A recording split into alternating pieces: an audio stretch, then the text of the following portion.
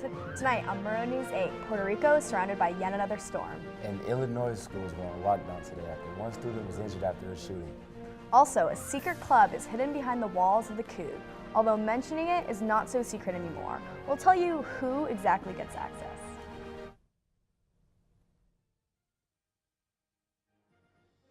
Studio B on the campus of Washington State University, this is Pullman's only nightly newscast. This is Murrow News 8. Good evening, I'm Stella Kim. And I'm Jay Slaughter. Welcome to Murrow News 8.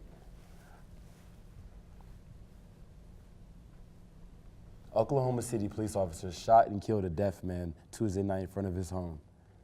Witnesses at the scene were yelling at the police, saying that the victim couldn't hear their commands. 35-year-old Magdal Sanchez died after two officers fired their weapons. Sanchez, who was seen at the scene holding a 2-foot-long metal pipe, was shot by Sergeant Chris Barnes. Seconds before another officer shot him with a taser, Sanchez was approximately 15 feet away from the officers when they opened fire. The officers were at the scene investigating the hit and run, but neither of them were equipped with a body cam. Both officers have been taken a leave of absence and are under investigation. An Illinois high school student is currently recovering in a local hospital after being shot by a classmate. Officials issued a school district-wide lockdown after one high school student shot his classmate this morning in the cafeteria at around 11:30. The rest of the students were evacuated to a nearby elementary school where they waited to be picked up by their parents. Police took the student shooter into custody, and there have been no other reports of injury. Hungry students at Washington State campus can rejoice as the menus at the dining halls will change based on student feedback at the Northside Cafe. They have Presto Pizza where students can choose a variety of options such as meats, vegetables, non-dairy cheese, and even gluten-free crust to build their own pizza. At Southside, they have an added soup station that offers different soup and base ingredients that rotate daily. Dining services have also made progress in adding halal options, which is food prepared according to the Muslim law. By adding these new culinary options, dining services are hoping to create a more inclusive environment for WSU's multicultural campus. While the dining halls are making changes to their menus, one College Hill bar is continuing its tradition of rewarding its most loyal customers. Brittany McIntosh tells us what it takes to become a member of the Coug's Mug Club. Cougs, students, faculty, and alumni gather here at the Coug for their daily beers and curly fries. The Coug has been here for 85 plus years, and well, it looks the part. But while some folks just order their normal beers on tap, others get a drink from a special mug. It's kind of like an exclusive thing for people.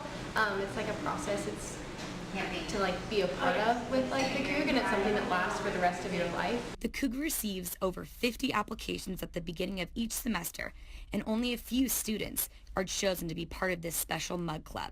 So it's just kind of an exclusive club that you have to go through an application process and an interview process to kind of get selected to be in. So it's taken very seriously. The application is a series of questions about everything there is to know about the Coug, the bartenders, and how to have a good time. A spring 2017 Mug Club member tells us what it means to him that he was a chosen one. Being in the Mug Club is always something that I always felt was a really cool tradition that the Coug had going on. I've been coming to the Coug since I was in elementary school because I've always come to football games with my family.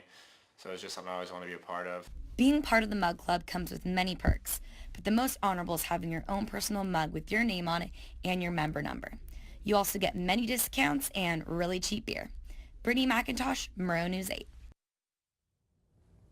Imagine sitting in the freezing cold in your bathing suit in a dunk tank on campus. Well, Washington State University fraternity Delta Tau Delta is holding a fundraiser all week for Juvenile Diabetes Research Foundation. It costs $1 to throw 3 balls at the dunk tank to try to drench a member of the fraternity with all the proceeds going to the foundation. The boys with their tank will be outside Todd, and the rain or shine to help to spread awareness for the cause. When we come back after the break, we will discuss the most recent earthquake in Mexico. And I will be back with the weather report.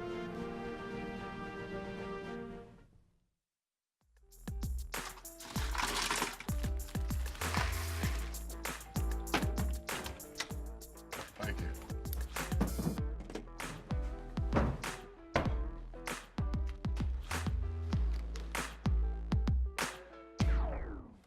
You got a king? Go fish. In your face, in your face. The smallest moments can have the biggest impact on a child's life. Take time to be a dad today. Can you help me with this? My new dad teaches me all kinds of stuff. Sure. He helps me with homework. That would be 3.6795. Thanks. Yep. He helps me with my decision making. I wouldn't use this one. Ever. And he's even teaching me how to drive. And that's why cars have bumpers. I'm learning so much. You don't have to be perfect to be a perfect parent. Thousands of kids in foster care will take you just as you are. About 50 Australian refugees are coming to the United States as part of a resettlement package. The first group will depart from the centers in the coming weeks. Intel Rental was from the group of refugees, says they are all disgusted with the Australian and eager to get to a safer place after 4 years of being illegally held. Others will know of their status in the next few days.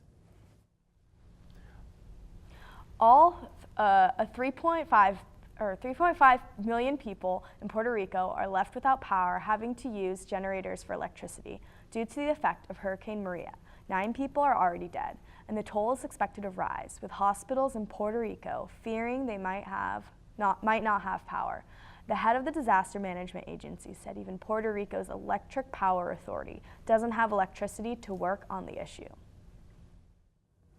Over 200 people are dead after a violent earthquake struck southern Mexico for the second time in 2 weeks. Experts confirmed yesterday's 7.1 magnitude earthquake was 650 kilometers away from the epicenter of the 8.1 earthquake that struck on September 8th. More than 40 homes, schools, and office buildings have extensive damage.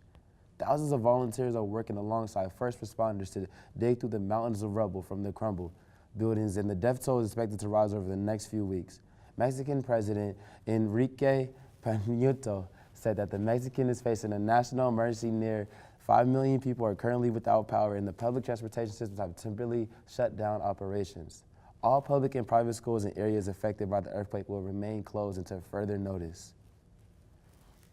People coming together for challenging times, and Facebook has noticed first responders sing traditional Mexican songs. Beautiful skies during the rescue mission in Mexico after yesterday's earthquake. Please listen with us.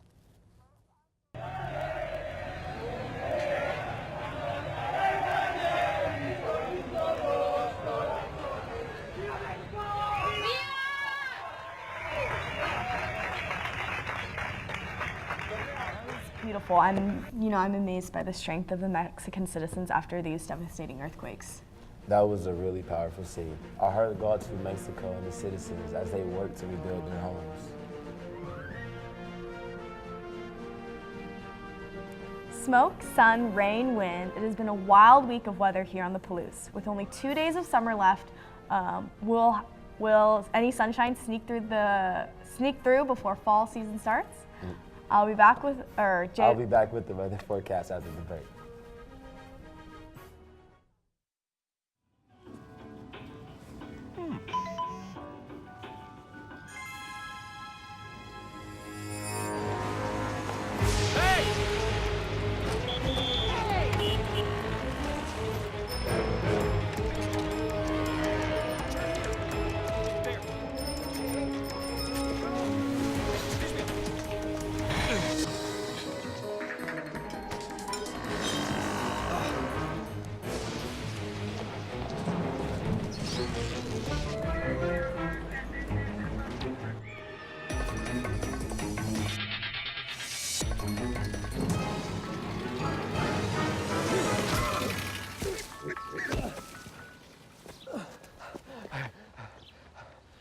So, same time next week?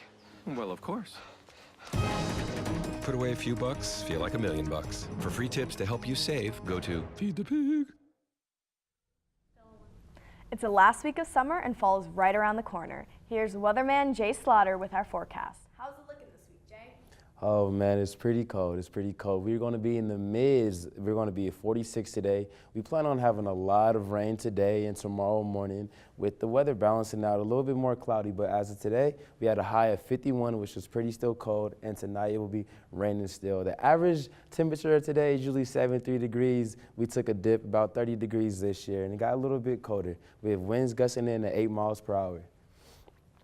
Tomorrow, we start off the morning with a little bit of showers. We're at 44 degrees in the morning, and we'll warm up a little bit come afternoon, about 50 degrees. And towards the night, we'll get a little bit more colder, but tomorrow it will not rain as hard as it did today. It will be partly cloudy with a little bit of sun in tomorrow, so still wear your jackets, just don't wear shorts.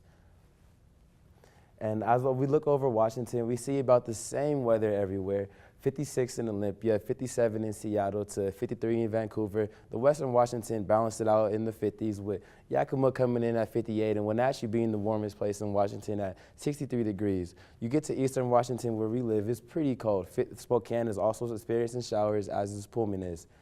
The weekly forecast for the next 5 days is going to be sun, but it's still going to be cold outside with averages from 58 all the way to 68. It will still be cold with some sun, but don't expect like bro tank weather. With a little bit of... When we come back, we'll discuss some trends in social media. From Toys R Us to the new menu at Taco Bell. Stick around and see what's new.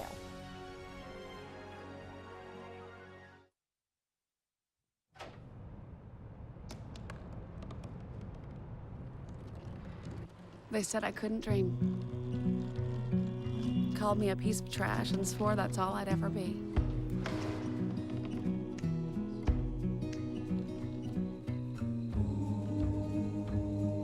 Said a bottle couldn't see the ocean.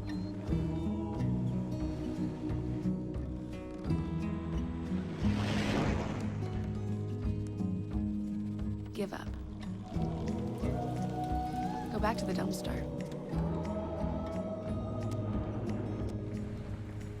But I didn't listen.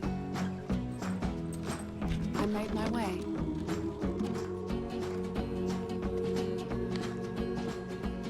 And now, I am what I've always wanted to be.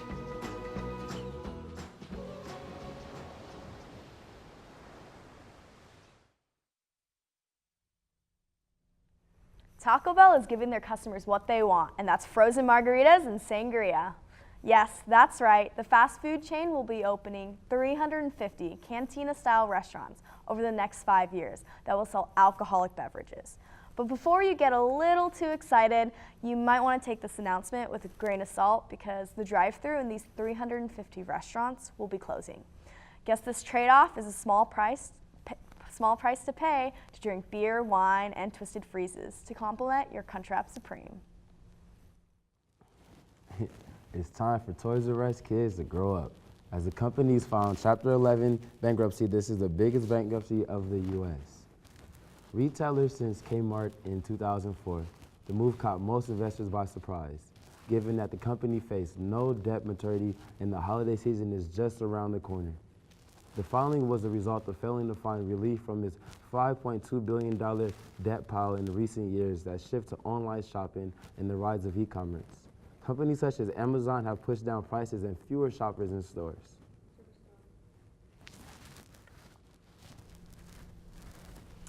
You know, it's just such a shame. There have just been so many school shootings recently. I mean, our hearts go out to all the victims and all the families and all those students who are, you know, in pain. So definitely, and that's big for the family. Big for the family. It hurts more than just the students and everybody around the area. It's families, cousins, uncles, aunts, everybody. So just remember to pray and remember to be safe.